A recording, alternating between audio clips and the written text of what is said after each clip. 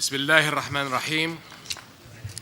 Your Excellency, President Humala, Your Excellencies, distinguished guests, señoras y señores, agradezco a todos ustedes su cálida bienvenida. Es un gran honor estar aquí con todos ustedes. Mis amigos, mucho obrigado. May I take this opportunity to extend my deep appreciation to the President, the government and people of Peru for your generous hospitality and warm welcome. My friends, this is the third summit of South American and Arab countries. Who are we? We are 1 in 10 of Earth's people, including more than 200 million young men and women who need and deserve the rightful share of global opportunity and a voice in shaping our world. Who are we? We are key geostrategic regions connecting every continent. We are vital to global recovery and prosperity, vital to global security and peace, and vital to the fate of this planet. Who are we? We are brothers and sisters with long shared history and a future that can bring our peoples even more if our partnership is strong. Let me say both our regions can be proud, as I am, of the many contributions to South America's achievements by citizens of Arab descent. That our people should come together in this way should not be a surprise to anyone. Our societies bring to the crossroads their own great cultures, which we must celebrate and sustain. But our people, all our people, also meet on a common ground. The powerful values we share: respect for human dignity and equality, a fierce commitment to justice, and hands outstretched in peace. My friends, we do have work ahead of us. For too long, too many of our people have met adversity. Developing countries, wherever they stood on the ladder of economic growth, all felt the shockwaves of global economic crises. In the Middle East, hardship and frustration helped trigger an outcry for reform, the Arab Spring. But our people are not alone in their demand for a better future. All of our countries are being called on to take effective action to meet the needs of our citizens. It begins at home. Today, in my region, different paths will be taken, but the challenge is shared: to address national problems, to include those who have been excluded, and urgently to create opportunity, especially for young people. In Jordan, we have seized the opportunity to accelerate our path towards comprehensive, consensus-based reform. We are building the political party system that is the backbone of parliamentary government. We will elect a new parliament by the beginning of next year, and the next government will stem from the emerging parliament.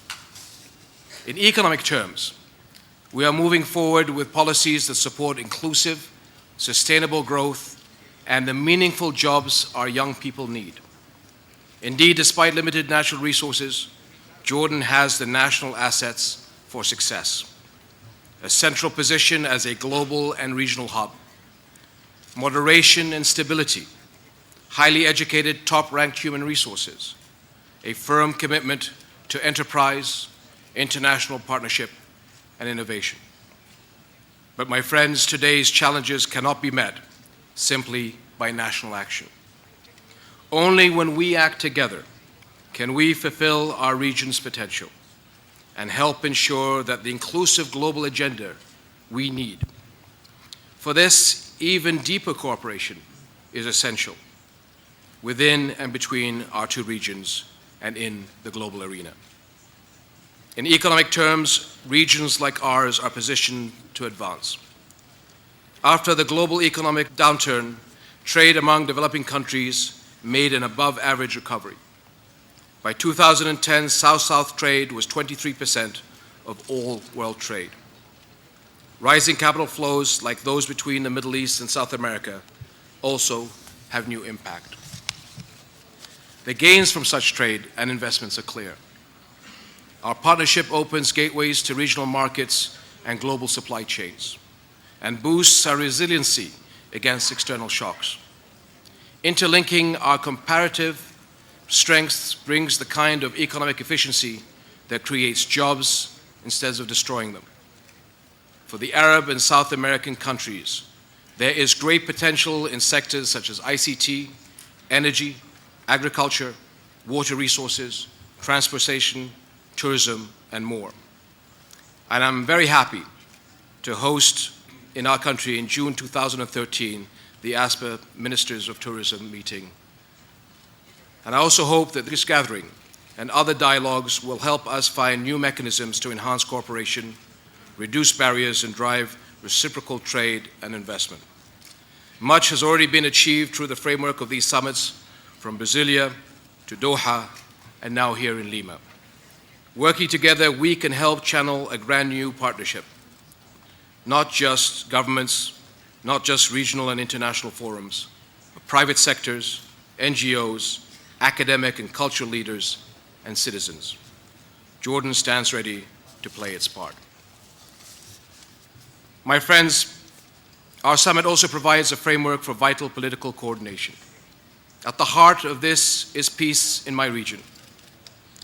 The tectonic changes in the Arab world must not shift attention away from the central issue of our future, the continued denial of Palestinians' right to a sovereign and independent state. This continued injustice contributes directly to global and regional turmoil, and it stands as a bar to a stable, forward-looking era of region-wide cooperation. Resolving this conflict is Jordan's #1 foreign policy priority. In this effort, the role of South American countries is pivotal, and I thank you for your support. South America's respected voice is also needed in the global effort to stop the bloodshed in Syria. Violence must end and transition must begin. Our goal must be to restore security and stability and preserve the territorial integrity of Syria, the unity and dignity of its people. We in Jordan feel our neighbors suffering and are now hosting 200,000 Syrians who crossed the border to escape the violence. We have opened our arms to our brothers and sisters in need, as we have always done. But the burden on natural resources has been extreme, especially at this time of economic hardship. To continue shouldering this responsibility, we need international assistance. And I am grateful for your support in this important humanitarian cause. My friends, the challenges ahead are real. To reach our goals, to create the future our peoples deserve, we must use all our capabilities. I congratulate all those who have worked over the years to make these summits so effective. It is teamwork that will multiply our strengths, help us level the playing field, give us a voice in writing the global rules, and deliver success. And to the question, who are we? My answer is this: we are a people connected by history, sharing a future, and working together to succeed. We are a team. Thank you.